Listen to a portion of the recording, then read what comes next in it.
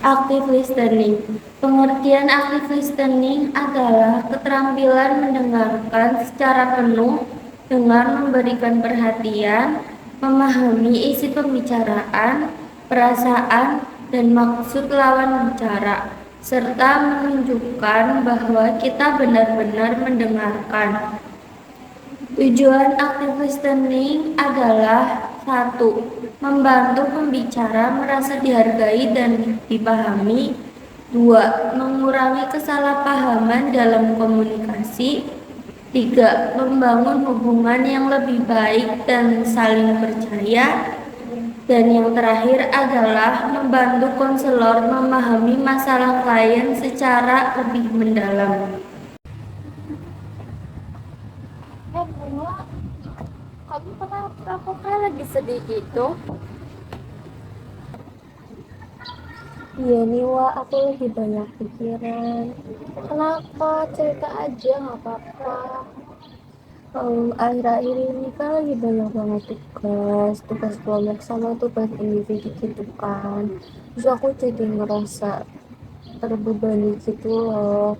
Terus bagi waktu buat istirahat sama buat kumpul keluarga, aku jadi ngerasa tertekan. Jadi itu pasti sangat terbebani banget ya kamu dengan tugas-tugas kamu dan kamu juga pengen istirahat. Iya, aku jadi ngerasa terbebani banget. Pasti berat sih kalau kamu terus-terusan menghadapin kayak gitu, capek juga pastinya. Iya, berat banget. Menurut kamu supaya bebannya berkurang kamu ngapain? Kalau menurut aku mungkin kalau tugas kelompok itu dikerjainnya pas lagi weekend ya. Jangan pas lagi weekend, jadinya kalau weekend itu aku bisa buat kumpul keluarga. Nah kalau misalnya tugas sehari-hari itu dikerjainnya jangan mepet sama deadline, jadinya aku bisa punya waktu buat istirahat juga gitu. Itu bagus banget sih, itu solusi yang bagus juga. Kamu udah tahu ke depannya bakal gimana, jadi ya udah kerjain aja. Terima kasih ya kamu sudah dengerin cerita aku jadi merasa lega banget. Ya, sama-sama, jangan sungkan-sungkan ya kalau mau cerita. Ya, Pengertian empati. Empati adalah kepedulian dengan ucapan dan perbuatan. Empati merupakan kemampuan untuk memahami pengalaman orang lain, seolah kita berada di posisi mereka, tetapi kita tidak terbawa arus. Empati juga memiliki 3 dimensi, yaitu yang pertama kognitif, artinya mencoba memahami tetapi tidak boleh melawan pikiran konseli. Yang kedua ada afektif, yaitu kemampuan merasakan dan terbagi emosi orang lain. Yang terakhir adalah behavior atau perilaku, yaitu mengekspresikan secara verbal dan non-verbal.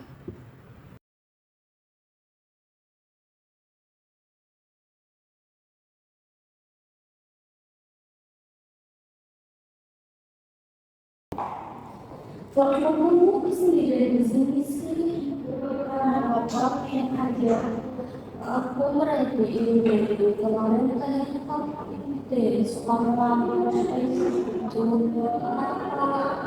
Kalau misalnya kamu beli baju itu juga nggak apa-apa kok, aku bisa di sini nemenin kamu. Sebenarnya ayahku meninggal lagi liburan. Aku tuh berduka cita ya Pak, sebenarnya.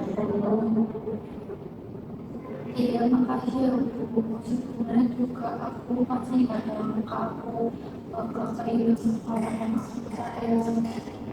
Ya pasti tidak tahu sih yang saya apalagi kan beliau juga orang tua kamu, terus dari kecil itu sama kamu. Kalau misalnya yang itu pasti sih makasih.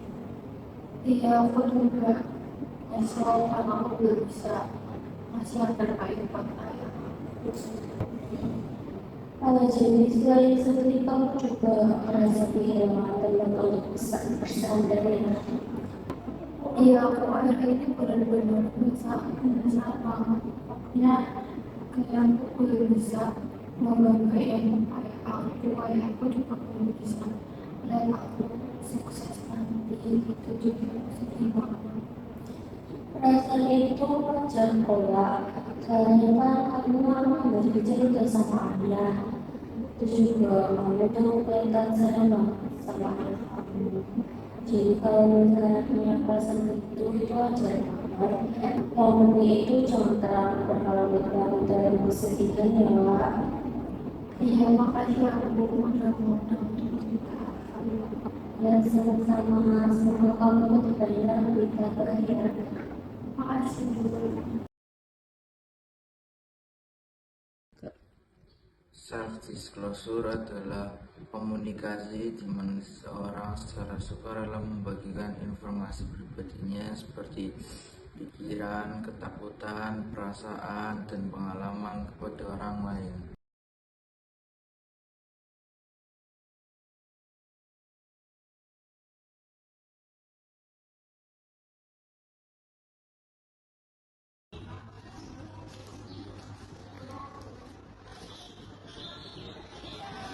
Oh, kenapa? Aku mukanya kelihatan lagi sedih. Sebenarnya aku lagi nggak baik-baik aja sih. Ya baik-baik aja. Kenapa? Kalau ada yang mau diceritain, cerita aja nggak apa-apa. Sebenarnya ayahku meninggal dan karena itu aku jadi susah fokus buat belajar, terus nilai-nilai aku juga turun, jadi aku kayak merasa gagal. Oh, berarti semenjak kamu meninggal itu juga ngaruh ke akademik kamu. Iya, orang tua tuh selalu nyuruh aku kuat, padahal aslinya aku capek banget. Sabar ya, Wak. Kalau aku di posisi kamu juga aku bakal bingung mau gimana. Cuman kamu itu kuat, kamu udah bisa terbuka dan cerita ke teman kamu. Iya, jadi aku kadang setiap malam itu nangis sendirian karena aku takut aku dianggap lemah sama orang lain. Kamu itu nggak lemah, itu penting cara dari diri kamu untuk bertahan. Iya sih. Makasih ya, Mal, udah mau dengerin cerita aku. Ya sama-sama. Komunikasi nonverbal adalah pesan yang disampaikan tanpa kata-kata, tapi melalui ekspresi wajah, gerak tubuh, nada, dan penampilan. Komunikasi nonverbal juga lebih mengekspresikan emosi daripada kata-kata.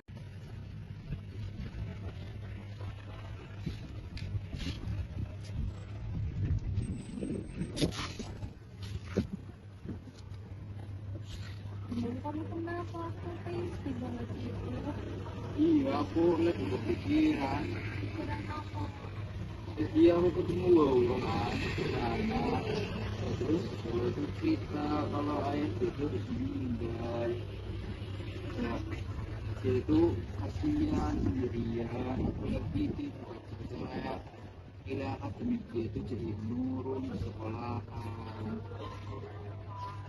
Nah, gimana ya, aku juga kasihan kalau aku di posisi dia juga bakal experience dan bingung mau gimana lagi. Ya mungkin kayak aku berharap bisa bantu Wawa, cuman nggak tahu gimana cara bantunya. Bahagia itu juga ini bukan berarti banget buat mama. Semoga aja bisa meringankan hubungan dia. Iya sih, semoga aja begitu. Dan semoga kita bisa sama-sama ya.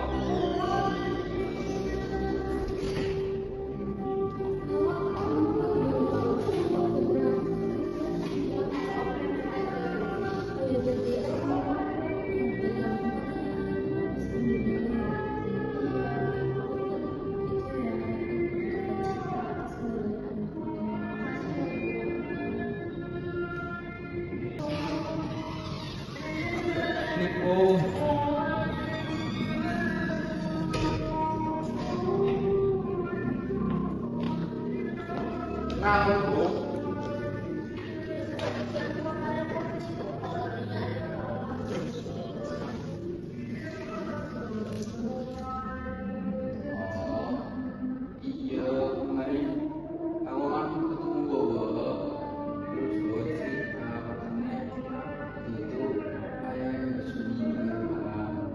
Terus ya kemarin juga aku cerita cerita ke kamu kayak aku ingin ngobrol cuman nggak tahu gimana caranya ngobrol cuman kasihan kan kemarin dia cerita kayak bingung mau gimana lagi apalagi nilai akademiknya itu menurun gitu. Tapi kamu sekarang gimana mbak tinggal? Ya, masih juga lagi naikin nilai akademik aku. Oh, yo tidak yang sabar ya mbak. Lain kali ke depannya kalau ada apa-apa jangan Cerita kita, iya kok cerita ke kita. cerita kita aja ya, makasih ya teman-teman udah mempedulikan aku, udah mau dengerin cerita aku juga jadi ngerasa ditemenin karena ada kalian juga.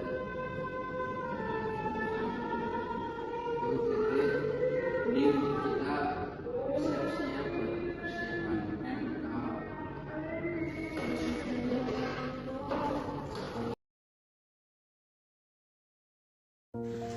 Mitos versus fakta komunikasi antar pribadi. Mitos pertama, orang yang banyak bicara pasti komunikasinya bagus. Padahal faktanya, komunikasi yang baik juga membutuhkan kemampuan mendengar. Mitos yang kedua, yaitu konflik selalu menandakan komunikasi yang buruk. Padahal faktanya, konflik yang dikelola dengan baik justru bisa memperkuat hubungan. Adapun tantangan komunikasi di era digital, yaitu yang pertama salah paham melalui chat, yang kedua kurangnya ekspresi nonverbal, yang ketiga komunikasi yang terlalu singkat, dan yang terakhir adalah ketergantungan pada media sosial.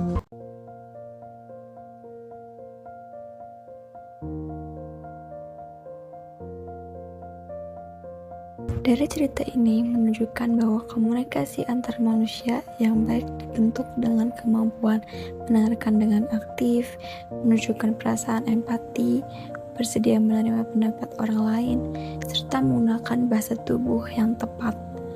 Ketika seseorang merasa diajak mendengar, diiyakan, dan diterima tanpa dihakimi, dia akan lebih nyaman menyampaikan perasaannya dan lebih berani mencari solusi untuk menghadapi masalahnya.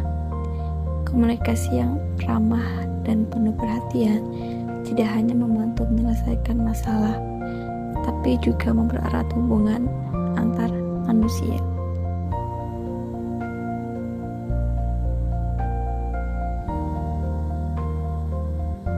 Dalam kehidupan sehari-hari, setiap orang memiliki cerita, perasaan, dan pengalaman yang mungkin tidak selalu terlihat oleh orang lain. Terkadang, yang kita butuhkan bukanlah solusi atau nasihat, melainkan seseorang yang benar-benar mau mendengarkan. Active listening atau mendengarkan secara aktif adalah bentuk perhatian yang sederhana, tetapi memiliki dampak yang besar. Saat kita mendengarkan dengan sungguh-sungguh, kita menunjukkan bahwa perasaan dan pengalaman seseorang memiliki nilai. Setiap orang sedang menghadapi perjuangannya masing-masing. Ada yang terlihat baik-baik saja, tetapi sebenarnya sedang berusaha bertahan. Karena itu, empati menjadi penting dalam komunikasi. Empati bukan berarti kita harus mengalami hal yang sama. Empati adalah kesediaan untuk mencoba memahami apa yang dirasakan orang lain tanpa menghakimi. Terkadang kalimat sederhana seperti "aku mengerti kenapa kamu merasa seperti itu" atau "terima kasih sudah mau bercerita" bisa membuat seseorang merasa lebih diterima. Banyak orang merasa takut untuk mengungkapkan perasaannya, takut dianggap berlebihan, takut tidak dipahami, atau takut dihakimi. Padahal mengungkapkan perasaan bukanlah tanda kelemahan. Justru itu merupakan bentuk keberanian dan kejujuran terhadap diri sendiri. Setiap orang berhak menyampaikan apa yang mereka rasakan. Sedih, kecewa, marah, bingung, maupun bahagia adalah emosi yang wajar untuk dirasakan. Ketika kita berani terbuka kepada orang yang tepat, kita memberi kesempatan kepada diri sendiri untuk dipahami dan didukung. Komunikasi juga tidak selalu tentang kata-kata. Terkadang tatapan mata, ekspresi wajah, anggukan kepala, atau bahasa tubuh dapat menyampaikan perhatian yang lebih besar daripada kalimat panjang. Melalui komunikasi nonverbal, kita menunjukkan bahwa kita hadir, memperhatikan, dan menghargai orang yang sedang berbicara. Jika saat ini ada sesuatu yang sedang kamu pendam, semoga kamu menemukan seseorang yang mau mendengarkan tanpa menghakimi. Dan jika ada seseorang yang sedang berusaha bercerita kepadamu, semoga kamu bisa menjadi pendengar yang baik bagi mereka. Karena pada akhirnya, komunikasi bukan hanya tentang berbicara, tapi komunikasi adalah tentang memahami dan dipahami. Setelah mempelajari komunikasi antar pribadi, kami menyadari bahwa komunikasi bukan hanya soal menyampaikan pesan, tetapi juga memahami perspektif orang lain.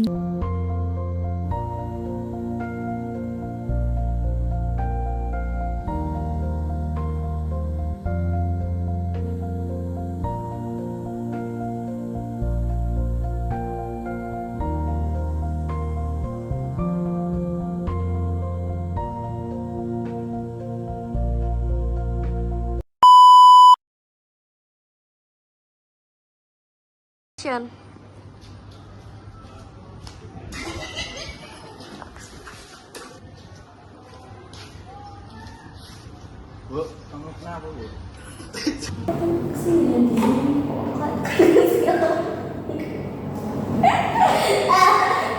Menurut kamu supaya berubah